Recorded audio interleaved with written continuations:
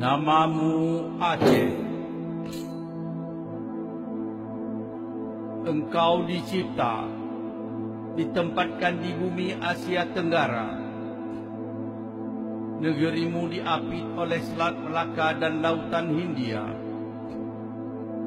Kedudukanmu di pintu gerbang ke Tiruk Jauh, Pasifik Asia. Pelaut Hindi menyebutmu Aceh, kagum atas keindahanmu. Gerdung, Kulu, Lauser, Selawah saksi atas kegagahanmu. Lok Sedu, Lok Nga, Sabang, sebahagian bukti atas kecantikan pantaimu. Harimau, badak dan orang utanmu, sasaran penyelidik dan pengamat bumi. LNG, petroleum, hutan tropikal, emas, nikmat Allah akan kekayaan tanahmu. Meneteskan air liur perampok-perampok asing untuk datang ke negerimu.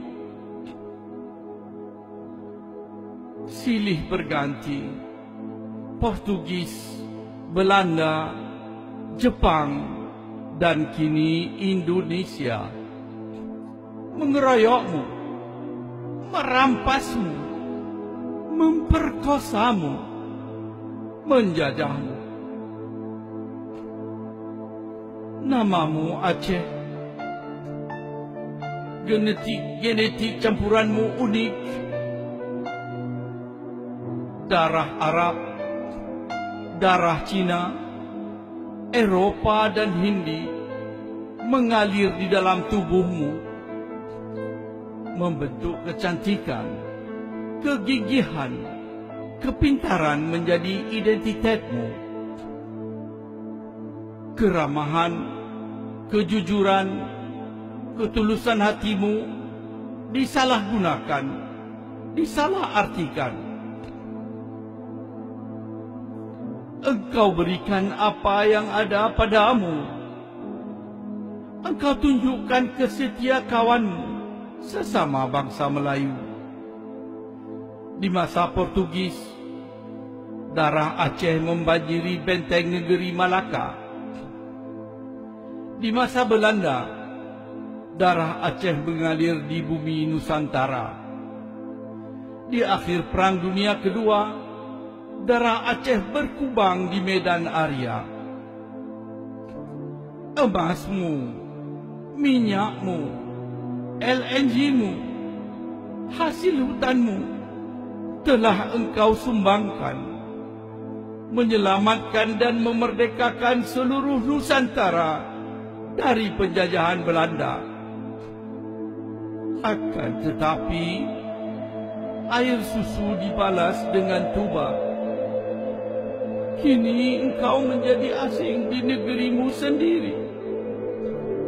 Engkau dibantai, disiksa, diperkosa oleh rekanmu yang engkau merdekakan di tahun 45. Kini engkau dilarang menyebut namamu Aceh. Engkau dipaksa diberi nama baru yang asing bagimu, Indonesia. Di sekolah, anakmu dilarang menggunakan bahasa ibunya. Di dunia internasional, engkau dilarang menyatakan hakmu untuk menjadi tuan di rumahmu sendiri, di negerimu sendiri.